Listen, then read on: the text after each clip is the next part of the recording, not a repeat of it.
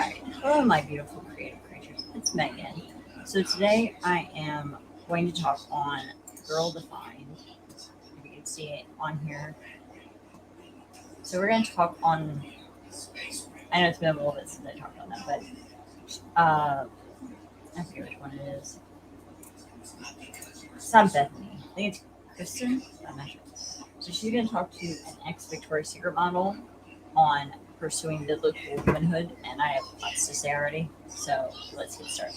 Guys, I'm going to absolutely love this conversation today because I am talking with, as you can see, Kylie Pursuti, and she's a woman who, at 19 years old, literally became the #1 Google person in the entire world after winning a massive Victoria's Secret modeling competition where she beat, I think, like over 10,000 women to ultimately land the opportunity to walk the runway in a Victoria's Secret fashion show. And this was one of her biggest dreams.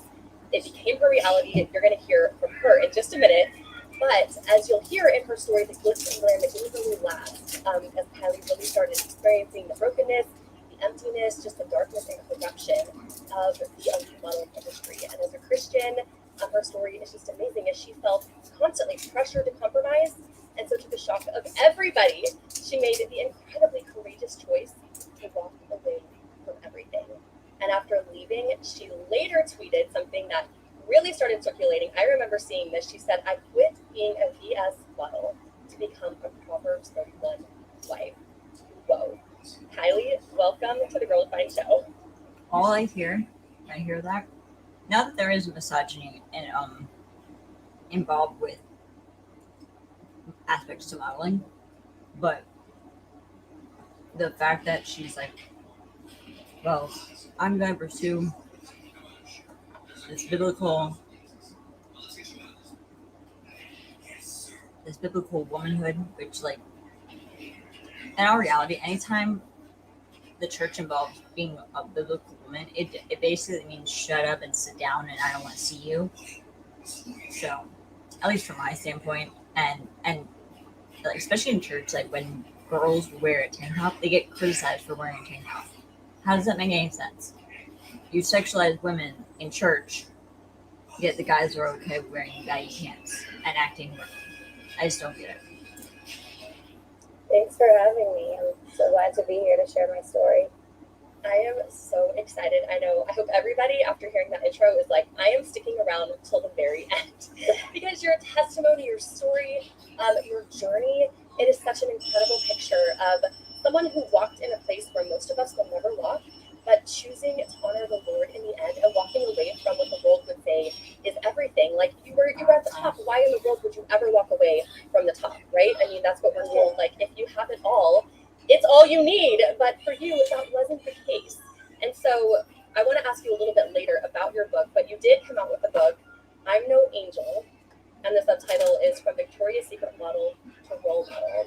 And so I came across your story, I think it was like 2015, when my sister Bethany and I were actually researching for our book, Girl Defined, which is our first book. And it's a book all about God's design for femininity, identity, womanhood. And one of the chapters is on beauty. And we titled it Beauty That Doesn't Need a Runway. And I remember researching for that chapter, and I was like, reading all these different stories of women, and I came across your story. That was the first time I'd ever seen it. And I was like, whoa, like, this is amazing. This is so incredible. Just your courageous choice to leave something for something better, but to the world's eyes, it doesn't make sense. So we unpack your story a little bit in our book. So I know a lot of our sisterhood or community are going to be familiar with your story a little bit just through our book. And then I'm sure many have read your book, but I know there are probably a lot who are brand new to your story. Like, okay, I want to hear what this girl has to say. So I really want to start, though, by rewinding all the way back to, like, little Kylie. What were you like as a little girl? What did your life look like back then? As a little girl, I grew up in a super tiny town. The school was K through 12, maybe like 100 kids for the whole thing. No hospital in the town, no like fast food restaurants, nothing. It was just a really small town, and I was always told from a young age that I should be a model because I was naturally very thin, very long legs, and I just always wanted to become a model from the time that I was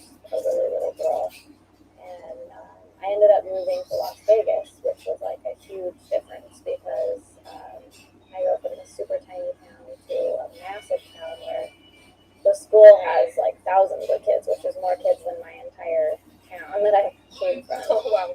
Yeah, and that's kind of where my modeling career started, was in Las Vegas.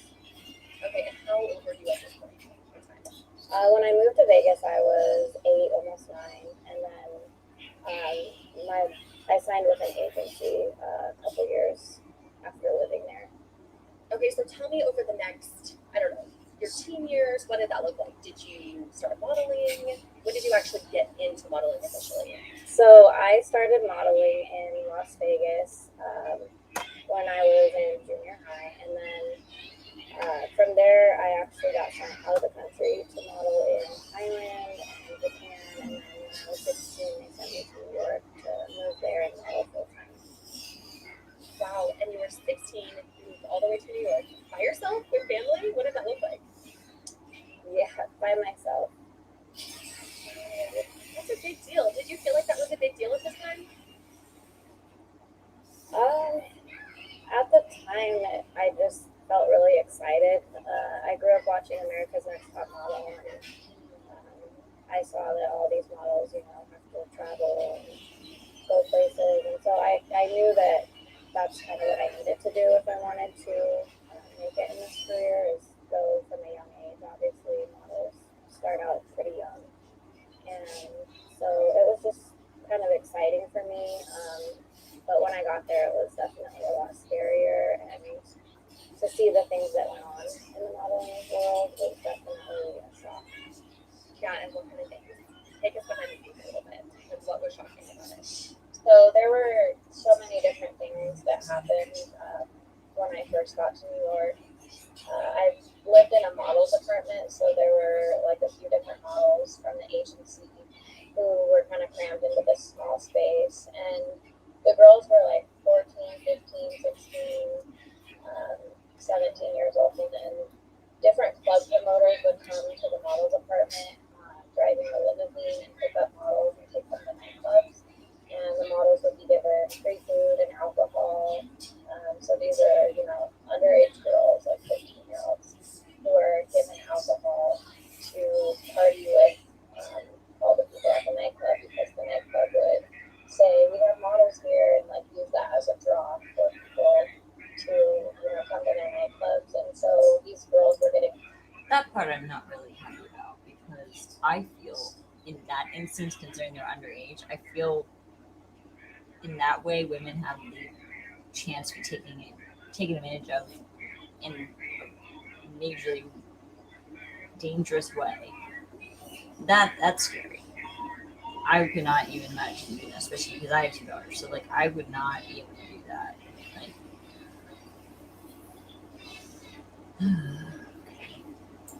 Addicted to alcohol at such a young age, and the eating disorders were absolutely crazy, and obviously, different models getting preyed on by photographers. I know, in the past 5 years, we've heard a lot more about this, but back when I was modeling, it wasn't known that a lot of the photographers did these things and took advantage of the young girls. And so a lot of girls were getting raped and molested. That's one thing I definitely worry would happen, because they're underage, and if there's no adult around to keep them safe, that's a big fear. I cannot even imagine how scary that would have been. That's so sad. And what were you thinking during this time, as you're kind of living your dream, but you're also seeing the behind the scenes, the darker, more troubling side of this industry? Kind of what was going through your head? I'm gonna put in there though the fact that Kristen, I believe is her name, is not acknowledging that bad things happen in the church too. So you can't just be like, dark things happen out in the world, when we all know bad things happen from the church as well. So it's not just in the world. The church does it too. Hence why I have a problem with the church. Hence why I have a problem with a lot of things. So, and and for girls consistently to be put under these crazy standards and then expected to accept them is also astounding. It was definitely shocking, And I really think like the only reason I kept staying there and kept pursuing that career was because I really made modeling my identity. Growing up, everyone said you should be a model, and that's what I always wanted to be. And I felt like if I left at that point, everyone would be like, "Oh, you failed at it. You didn't end up doing what you said you were going to do." And I really didn't want to go back to my school because I got bullied so much and got called anorexic because I was so thin. And I just really didn't want to go back to that and have all the kids see me and like think, "Oh, you couldn't even make it as a model." And stayed there. And even though it was really uncomfortable and a lot of scary situations at times, I just kept it up and kept pursuing my dream of becoming a model. Wow. And then when did Victoria's Secret? So there was some big competition, right? Kind of explain what happened with that, how you found out about it, what it was. So it was kind of a whirlwind of a lot happened from the time that I turned 18 until the competition. So I was living in New York from 16 to 18, and then when I turned 18, I actually met the man that I ended up marrying. And I got married before the whole competition, which a lot of people, if they didn't read my book, they like don't hear the deeper story of it all. And definitely during the competition, Victoria's Secret did not promote that I was married. They're like, we'll keep that one on the hush hush. Yeah. And so I had got. I mean, concerning it's Victoria's Secret, I don't think that entirely matters though, because people are gonna like you regardless of if you're married or not. It's just the way it is. So, yeah. Keeping it secret doesn't really make much sense, nor does it really matter to most people. They want something they're just gonna go after. Gotten married. And you were pretty young. How old were you when you got married? Yeah, I just turned 19. So I met my husband when I was 19, we got married. And then not too long after that is when the whole Victoria's Secret thing happened. So one of his family members actually was shopping at a Victoria's Secret store, and they were promoting this big competition audition. And it just so happened to be taking place in California, which is where she lives, and I was there. And she came home all excited, and she was like, "This is like the perfect thing for you. You have to go try out for it." And it was happening in like 3 days, and yeah, and so I just went for it, and I went down there, and it was just very similar to America's Next Top Model. Where there were just thousands of girls there, and they were just. Except with America's Next Top Model, I remember watching that show. It was really crazy.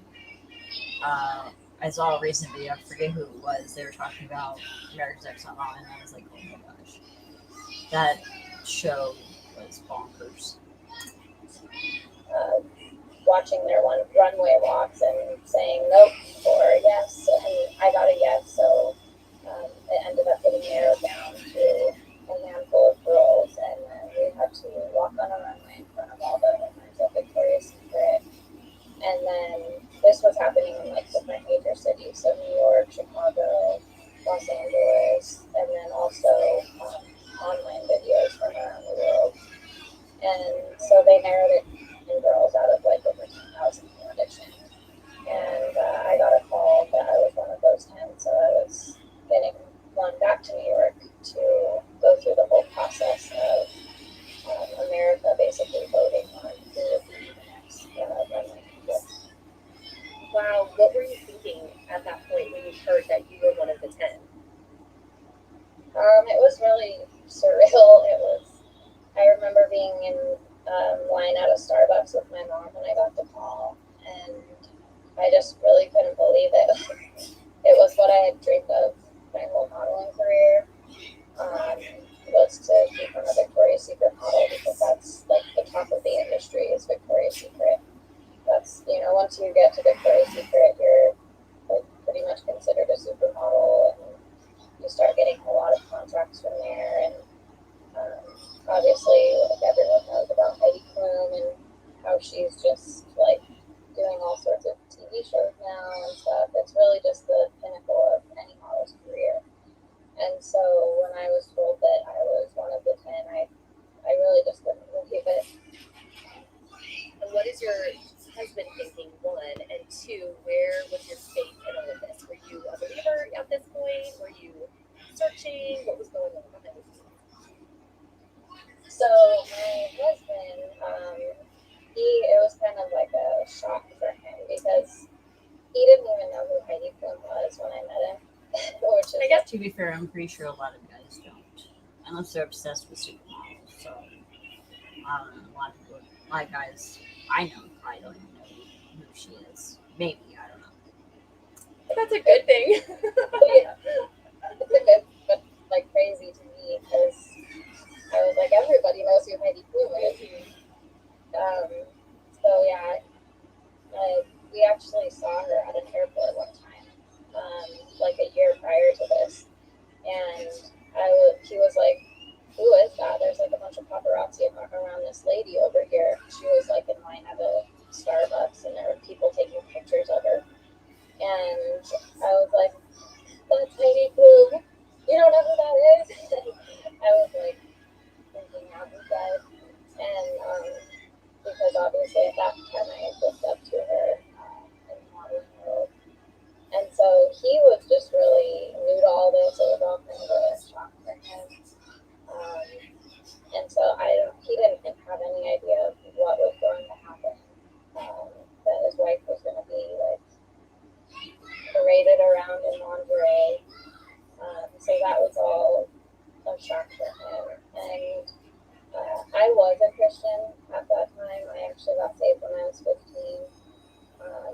through something I talk about in my book. I won't get into it here, but it was a really dark place in my life where something happened that I couldn't forgive myself for. And I found that the Lord forgave me for something that I couldn't even forgive myself for. And that's when I first found out about his forgiveness and his love.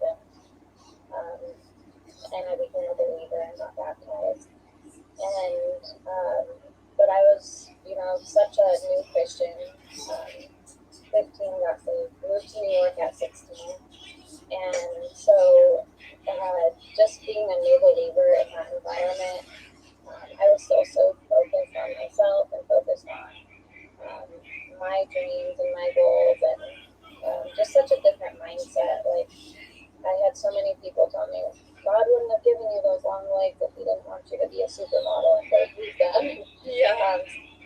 Like had that mindset that, oh, this is what God wants me to do. Yeah, but whenever anyone says that, I wonder now, like, does God really want that, or are you just saying that because you think she would? Why don't you just play a comment and they'll say, "Oh, God gave you those long legs, and he wants you like." Okay, now you're just implanting a thought in their head to be a certain way, which maybe she didn't want to be.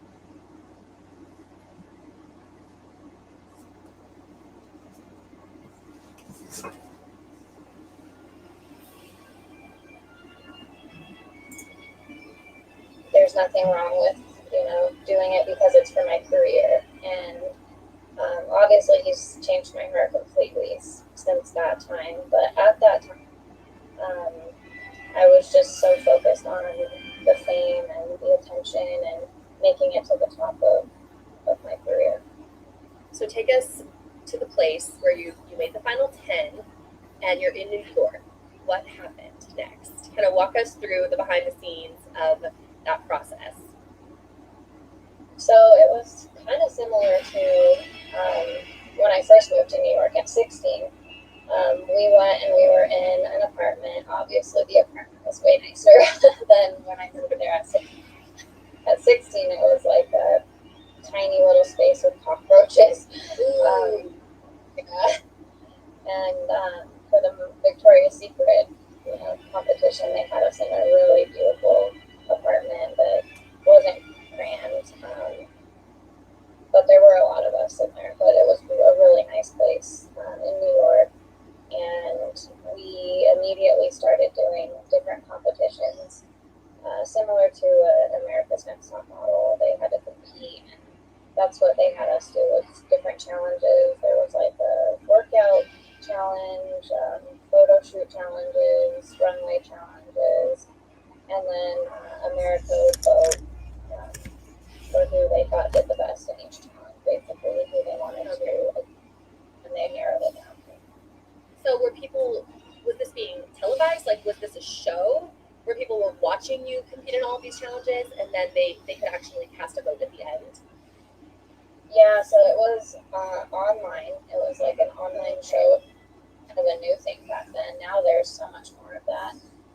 But this was kind of a newer thing at that time because it was 2009. So even like Instagram wasn't even a big thing back then. And so it was all online up until the actual like yearly fashion show that Victoria's Secret does. So every like December they do a big fashion show.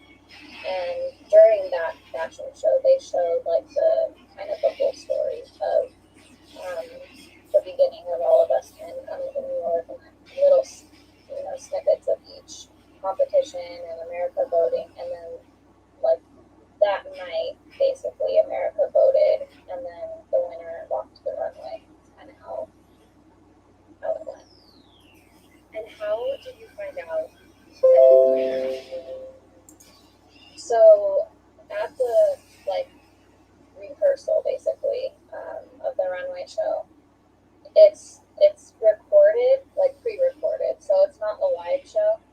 So the show was recorded 2 weeks before America saw it, and what they did was they had Heidi Klum announce that I was the winner, and then they had her also announce that the number 2, like there was 2 of us, so she announced both of us as the winner.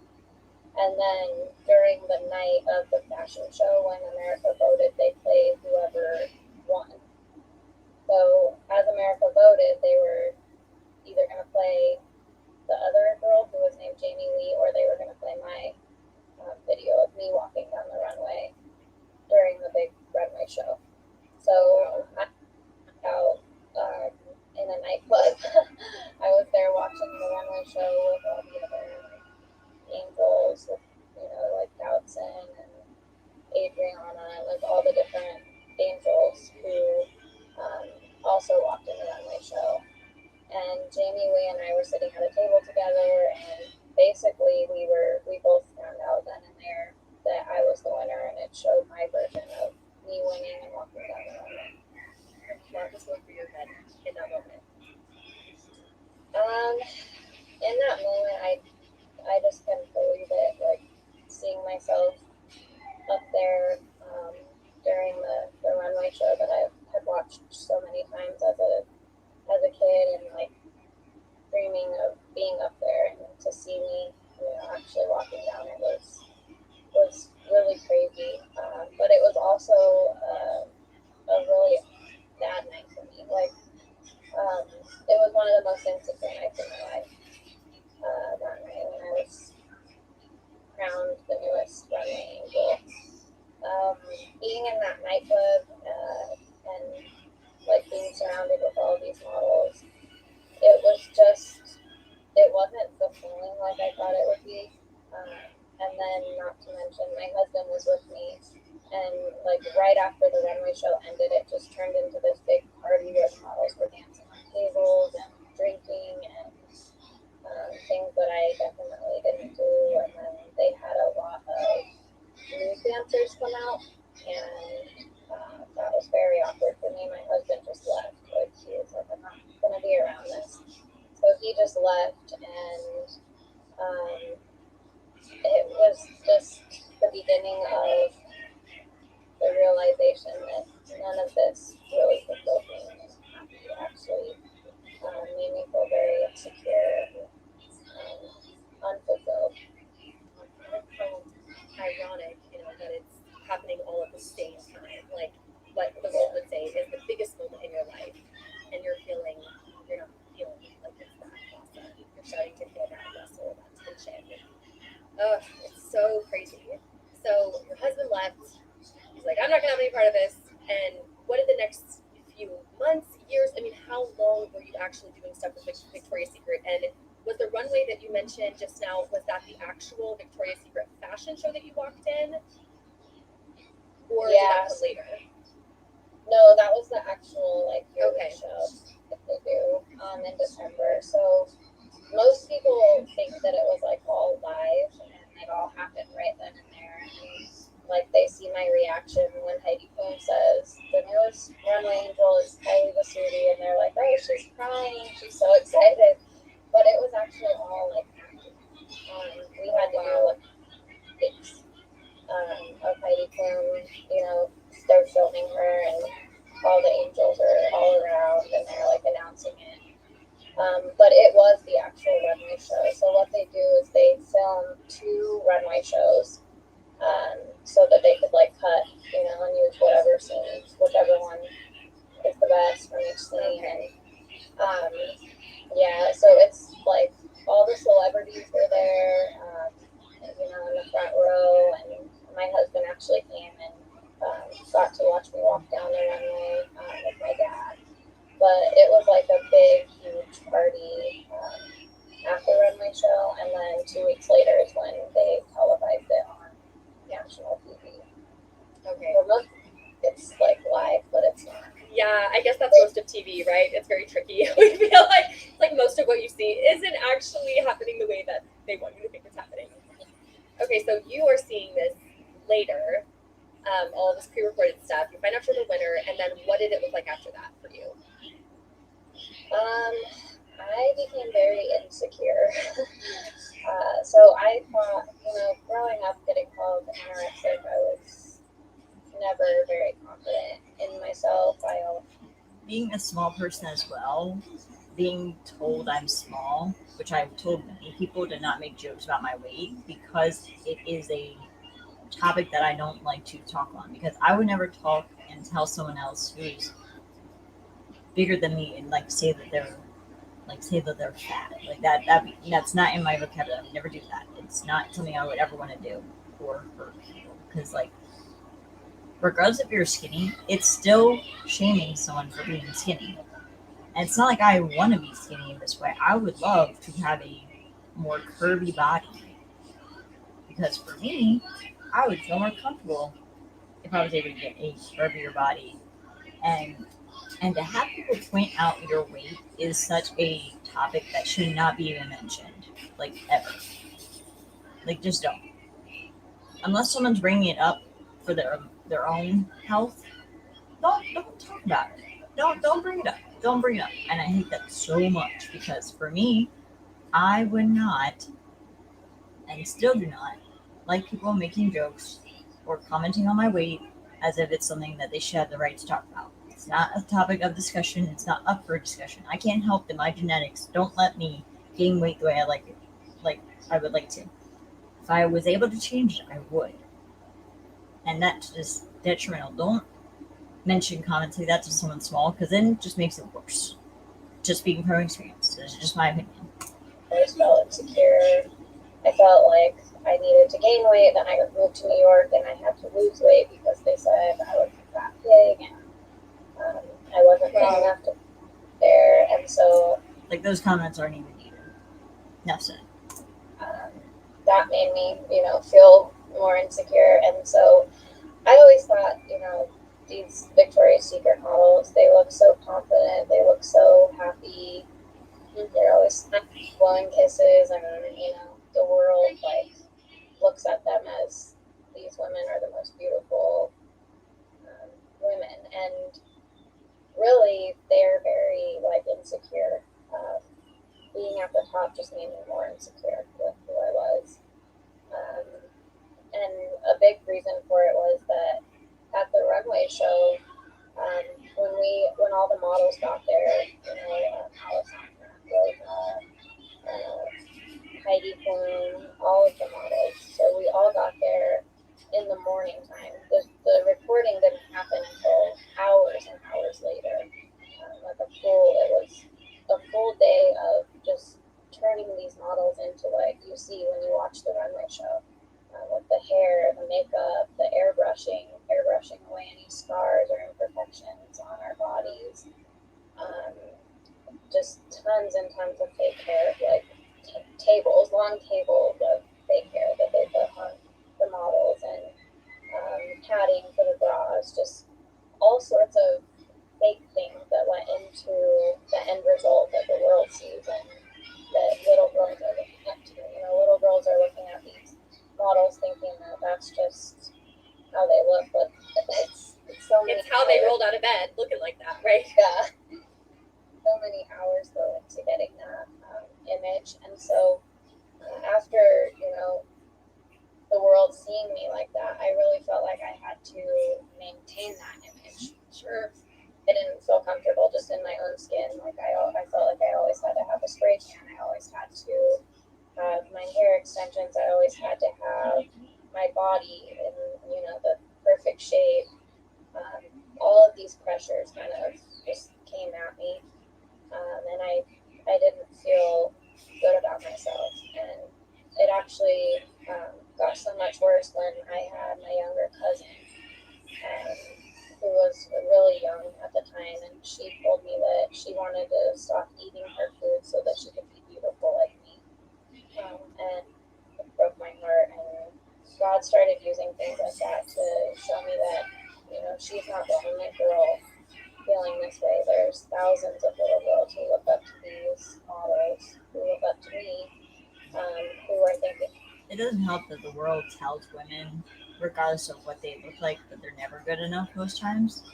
And it's hard to say that for men, at least from my standpoint. I don't normally hear men have to do this just to be beautiful or achieve, because most times guys don't have to.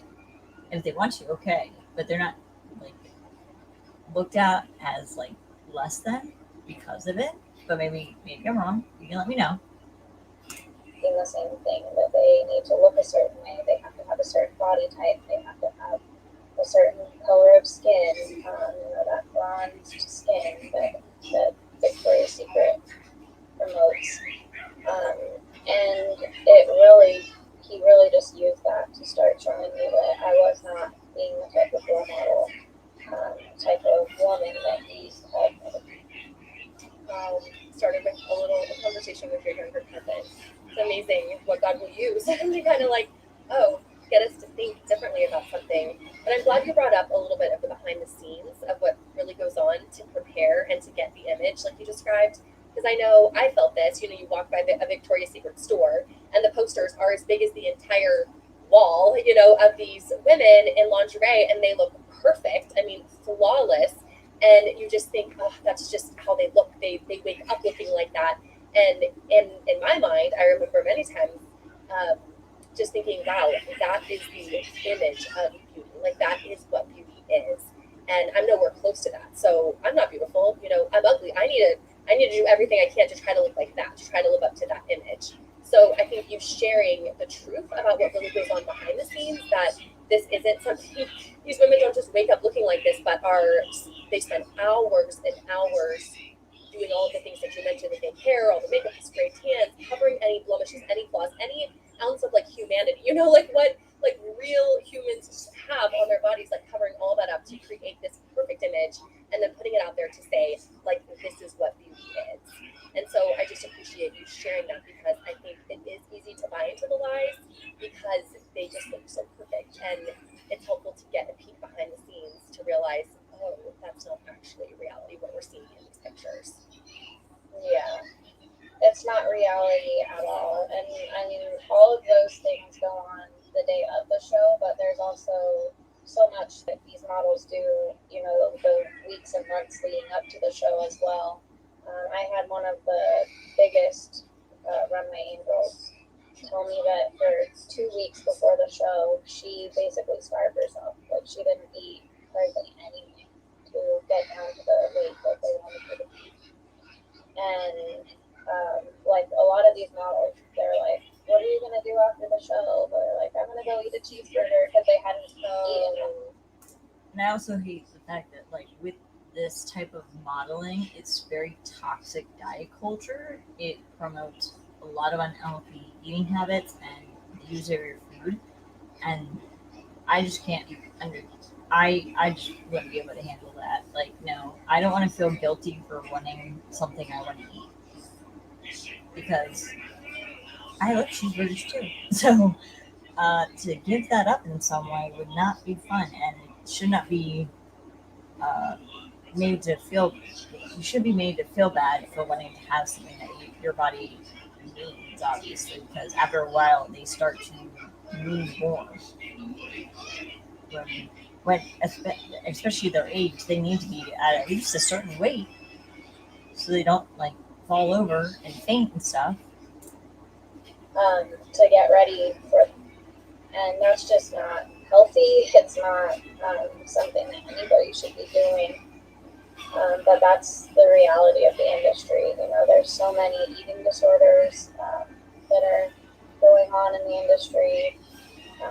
It's just a really unhealthy thing that no woman can live up to. And as I started doing like different photo shoots and different ad campaigns and different things like that, I would see the images of myself in the catalogs or the magazines or, you know, on posters, and I couldn't even live up to the images of myself because it was so photoshopped and fake. And like some of the images, they would make my boobs 3 times bigger. They would make my cheek defined. It was just crazy how much they would change the models' bodies, where like we can't even live up to the images of ourselves. How is any other woman or little girl going to live up to these images? They can't. Nobody can, because it Look so happy. They look like they have it all. But it sounds like what you're saying behind the scenes. I mean, were these women the most content, the happiest, the most confident? Or did they struggle, like you kind of suggested earlier, like with a lot of insecurities? They definitely weren't happy. Like when you see, you know, them blowing kisses and smiling and everything looks great. I did different photo shoots with, you know, a lot of the angels, and just the runway show, being around them, spending a lot of time with them. I saw that they're struggling just as much as everyone else, and just as insecure as other women out there. And you know, a lot of them would drink a lot, so they were turning to alcohol because they weren't fulfilled. Obviously, the only real fulfillment is Christ, and none of these models have Christ, and so they would turn to all sorts of things: alcohol, sex. I did have. Okay, there's a difference between having an addiction to just living. To everyone else's view, at least in the Christian viewpoint, at least from speaking from experience, um, you could look at someone. Yes, it's possible people can have addictions. Is it also possible that maybe they're just living life and you're not? And just because something's different for someone else doesn't mean it's wrong. To to demonize and condemn those is a harsh way to live. It's not exactly the best way to live. I have issues with that already because coming from that background and like being brainwashed into it, it's infuriating because just because someone doesn't want to stay in a cult, which Christianity a lot of times is, doesn't mean someone not wanting to follow it means that they're not bad. And just because they want to have sex or drink or do drugs, okay, But that doesn't make them a bad person. I've met a lot of Christians that call themselves Christians that are bad people, and I don't give a crap about what they say. They're not good people. If they're going to bash someone, regardless of what they suffered with, they had an addiction. That's a suffering thing. That doesn't mean that they're bad people. It doesn't. They need help, is what they need. But to be an a-hole about it is not the way to go. One model who I asked, what do you do to keep in shape? And she was also an angel. She told me she just has a lot of sex with her boyfriend. And that was her advice to me, coming into the scene of a young girl just, looking for advice. That was her advice. It's very worldly advice. But that's what these models do. They just drink alcohol, they have sex, and they're looking to all these other places to find fulfillment because they're not finding it in Christ, and modeling isn't fulfilling them. But I felt, at least from this standpoint, looking at it from the other side, there's more condemnation than there is love most times, especially in the church. Not that God can't. Like, I'm not saying that there's not a God. I just don't believe in the God that you guys want to worship. But the God that you guys want to say you worship seems like a complete a-hole, like a toxic boyfriend. Like, to condemn everybody for things like that is so wrong, because just because someone lives differently than you doesn't mean they're wrong. They just live differently than you. And, like, I'm just already frustrated so much. So they definitely were not happy. A lot of them were very catty, and we actually had a lot of the models talking bad about us in the bathroom at the runway show because they were upset that we were, going to be able to walk the runway because we won through a competition, and they've been modeling and had to do things to get there is basically what they were thinking about it, and so they were just like really catty and very mean and upset with us almost. And so they're definitely not all happy and cheerful, and like you said on the show. It's so good to be reminded of what things are like behind the scenes, because like I said, it's easy to buy into the narrative, to buy into what we see with our eyes, and just to assume, well, if only I could be really beautiful, if only I could be a Victoria's Secret runway model, then I would be totally confident, I would be totally secure, all of my struggles and body image issues and all these things would go away. But the reality is that's not the case. You can make it to the top and you can still struggle, which just reveals that it's not enough. You were made for something more, which is what you are experiencing and feeling and seeing. And so you started making, at what point did you start thinking, I don't want to do this long term? It happened pretty shortly after, because it was like everything was thrown at me at once. That night I was like the number one enrolled person in the world. From there, I was just getting tons of contracts for modeling jobs. I was being asked to be the face with like the Kardashians at parties and different things like that, different red carpet events. And it was just all kind of happening at once, just getting pulled in so many different directions, and seeing like that whole world and how just it didn't honor God at all. Nothing in that industry honors the Lord, and definitely wasn't honoring my husband. The things that So honoring your husband means that you can't model. Not that where she's come from, I get the whole biblical womanhood crap is what irritates me the most, because it's such a like any Christian I know that's a woman is like, oh, honor your husband. Okay, well, how does he honor me too? Because like it goes both ways.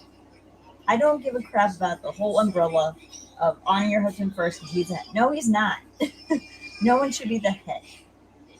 Drop that. I'm sick of hearing that. Honoring your husband, okay, honoring is respect given both ways. Okay? So give the respect both ways. If he doesn't respect it, obviously there's an issue. Yes, he can respect your decision to leave because that's your own choice.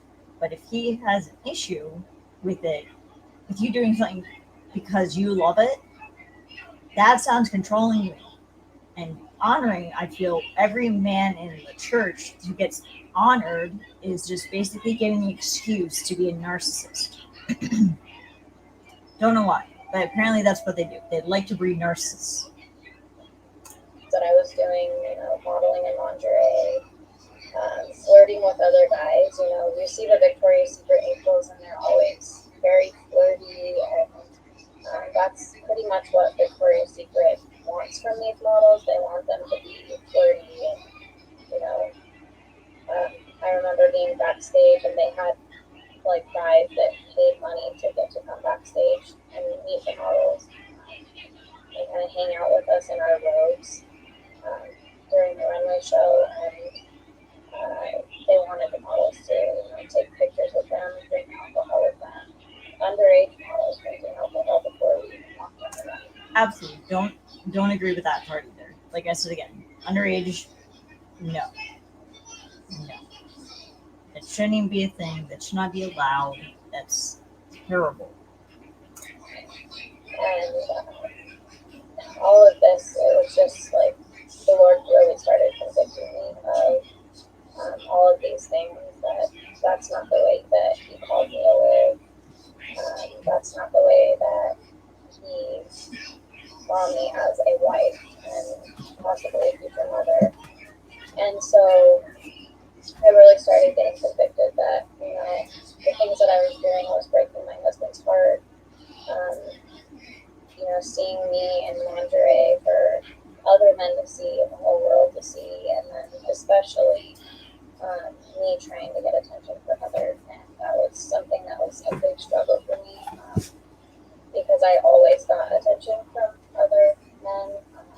Growing up, being so thin and like looking like a model, I guess a lot of guys gave me attention, and then that almost became like an addiction for me. If I wasn't getting attention, I didn't feel good about myself.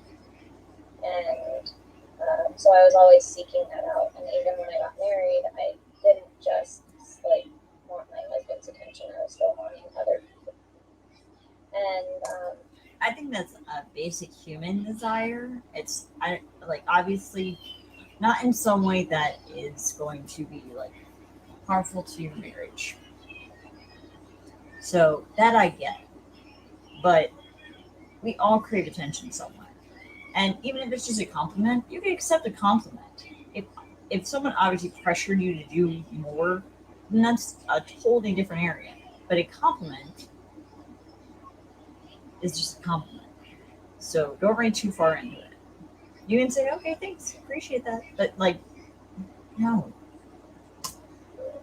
which is kind of also crazy because the night of the runway show, I got all the attention, and I still felt so empty and so insecure because I wasn't looking for my fulfillment from Christ and seeing myself the way He sees me.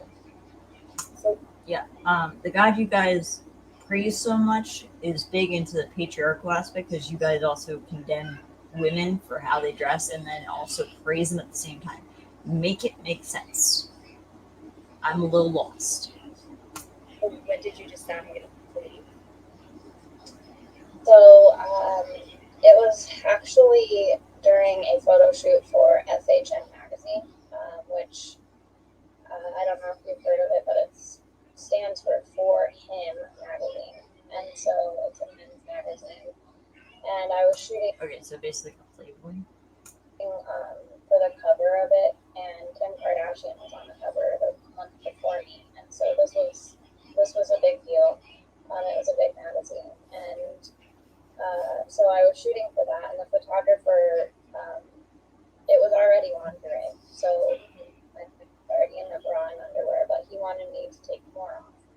And I told him that I wasn't comfortable with that and I didn't want to do it. And he just kept pressuring me, and then eventually he like got mad. And Well, when it comes to that stuff, absolutely, that is not right in any way. Oops.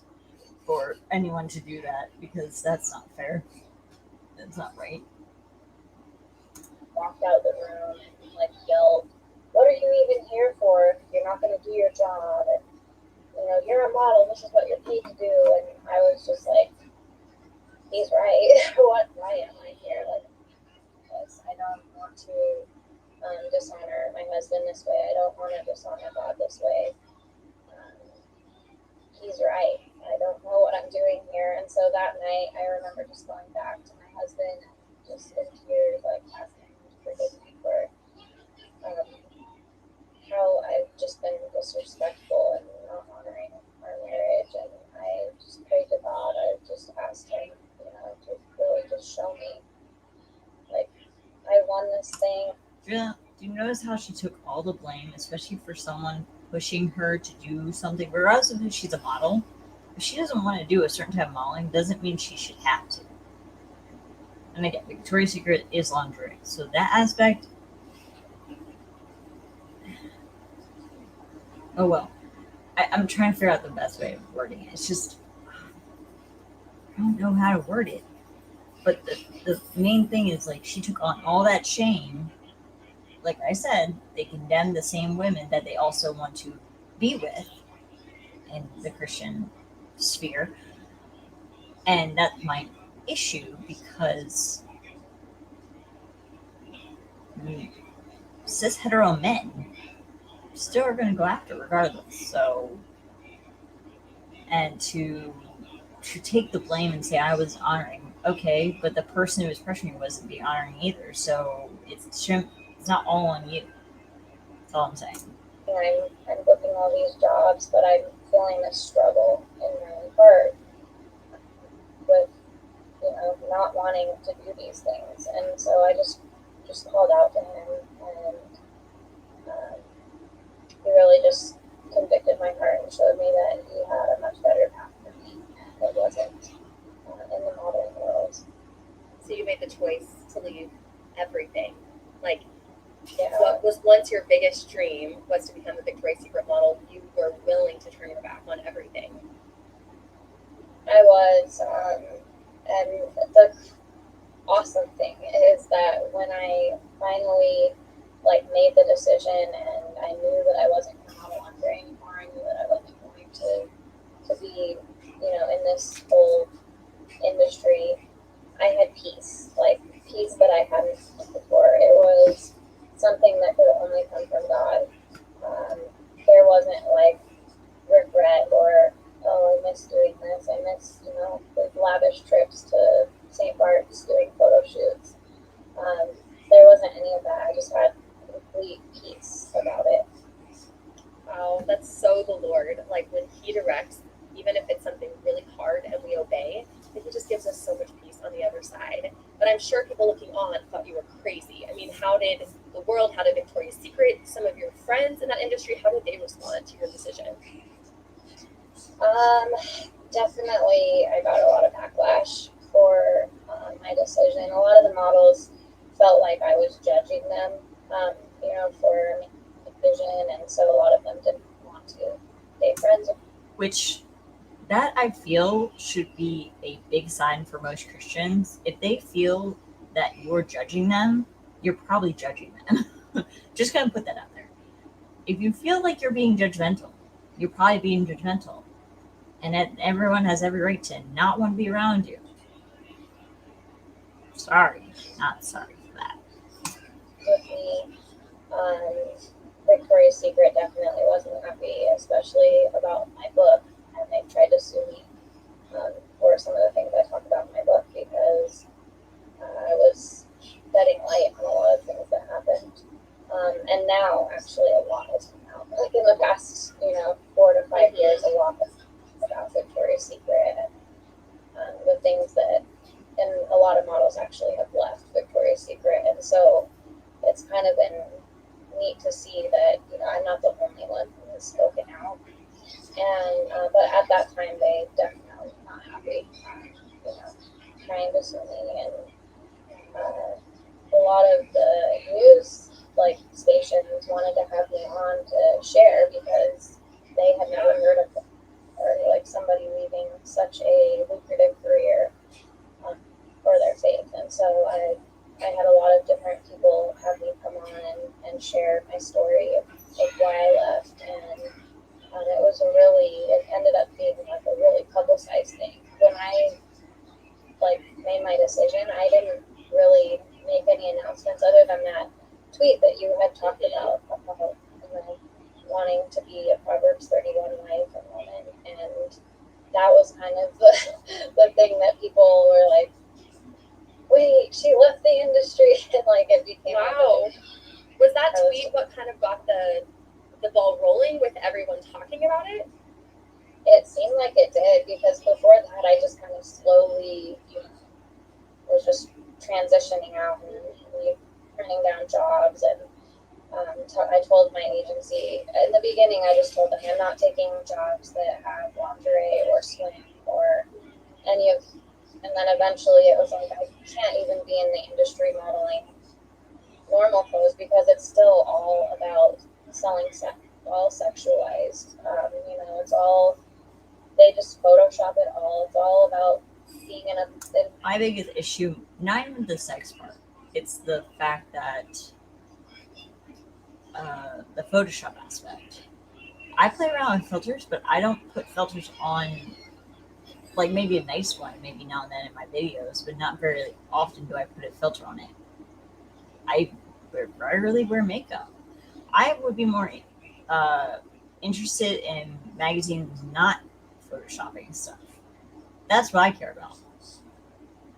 Regardless of the sexual aspect that you guys want to demonize so much,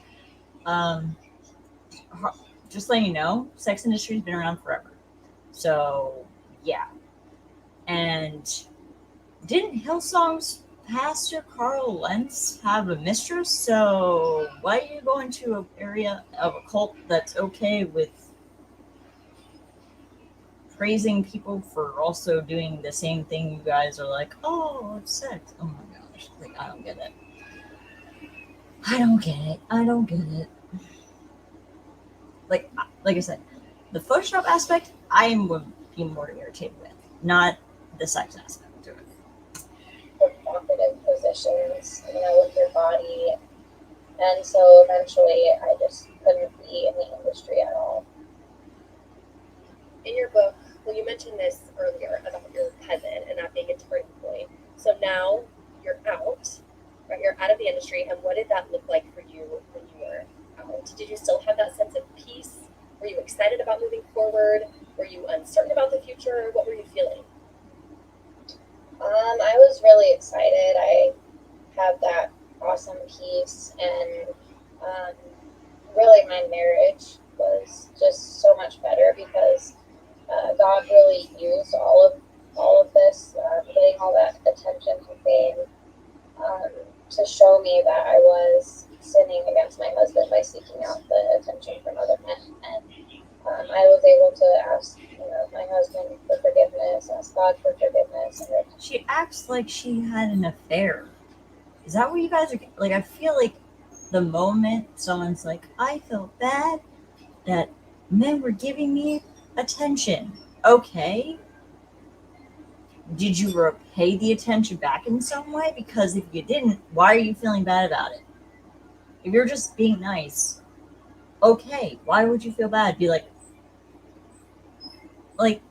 if you're no different than if your husband still got the same attention from a woman and they just were being nice to them. Or granted, can they flirt? Doesn't mean they'll get very far. So if you're not flirting back, why does it matter? I'm lost. Please tell me if I'm wrong. I'm just heated by something. In my opinion, it feels like she's taking on shame that's not there. And if you didn't do anything wrong, why do you feel bad for it? I did that. And now it's not even a struggle for me anymore. After leaving the industry and kind of just getting away from all of that, I even had to cut out social media, which was Facebook. all this, all the stuff we have now. A reality back then, but I still like deleted my Facebook. I just really made a lot of changes in my life where it would be easier for me not to be tempted with wanting that attention. And I had so much peace being able to come on the other side where I didn't even like seek out that attention. I didn't even desire it anymore, and it just made my marriage so much better, which is so much more important to me than any career or anything that the world has to offer. Really, marriage is such a valuable thing, and it's not a worldly thing; it's a heavenly thing. So, meant so much to me to be able to focus more on my marriage, and so yeah, I was really excited. Wow, that's amazing. I'm sure your husband was excited too. I can only imagine. One of the things that we talk about in Girl Defined, it's specifically chapter 8, where we talk about beauty that doesn't mean a runaway, is this idea that we say beauty has become a beast. Like, beauty is the beast, and that it's this, we chase after this image as women, and it really has become so idolatrous. Like, we chase after an image because the patriarchy. Simple as that. Beauty has become an idol for so many of us, and our hearts, and we don't realize it. And what I'm hearing, I highly doubt most of the time it's an idol. Just saying that too. in your story is that maybe for a time, beauty was an idol. Receiving affirmation and attention based on your physical appearance was an idol. And then there came a turning point in your life where you realized, that's not fulfilling me, that's not satisfying me. The only way I'm going to get this satisfaction is in my Creator, my Maker, by using my life to serve Him and glorify Him, not look for that in others. And so it sounds to me like you've laid that idol down. You're like, I'm done with this. I'm not worshiping this idol any longer. I'm not serving and sacrificing for this idol. I'm living for the one true God. Yeah, that's definitely that's so true to my story. Not only did I idolize beauty and my outer looks and appearance, but also my career and like the status of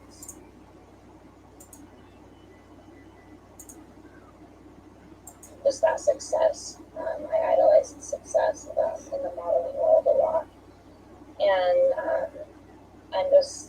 I'm so glad that the Lord revealed that to me, that I was putting all of those things before Him, that I was putting my dreams before even seeking what He had planned for me, what His will was for me.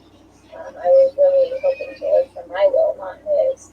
And so being able to like put away all of those idols and just focus on growing more in Scripture and being more involved in my church, and I really just tried to learn as much as I could about my relationship with Christ and focusing on that, my prayer life, listening to good audiobooks or podcasts. And so I really just made some big changes in my life.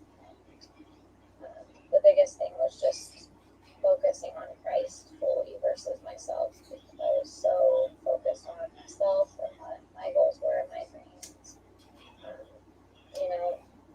My plans, not His, and His plans are so much better.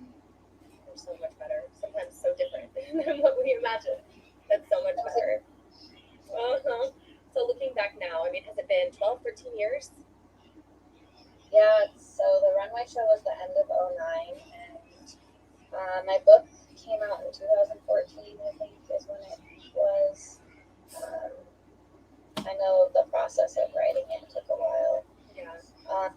So yeah, it's been over a decade, and things are so much different than I ever thought, because when I was a model, I didn't want kids. I didn't want to stretch out my body, and I really just listened to the world that kids were an inconvenience, that they ruin your body, that it's so much work, and it's better just to have pets.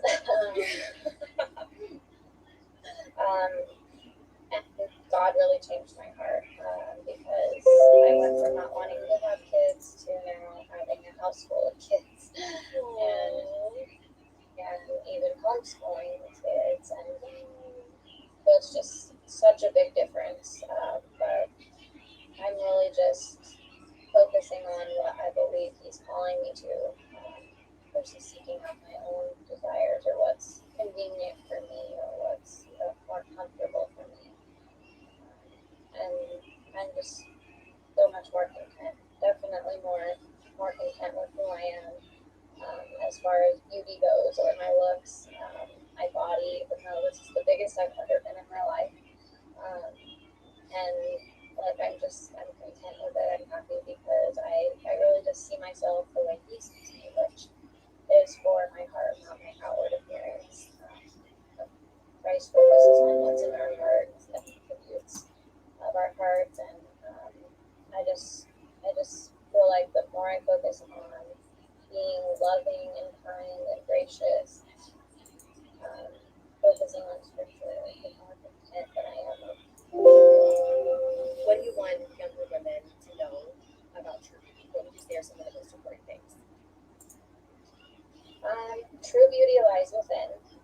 It's really about who you are inside, how you treat people, because we've all heard the saying that somebody could be very. All right, so that's the end of that, everybody. This is the end of this broadcast. I was able to record enough while the kids were sleeping. I will do another broadcast maybe tomorrow night. So we'll try this on my phone tomorrow night. And we can chat, we can do live chat, and let me know what's going on. And I'll see you guys soon. And don't forget to like, subscribe, and hit the bell down below. I appreciate everybody who comments on my videos and lets me know what you think. And I'll see you soon. Bye.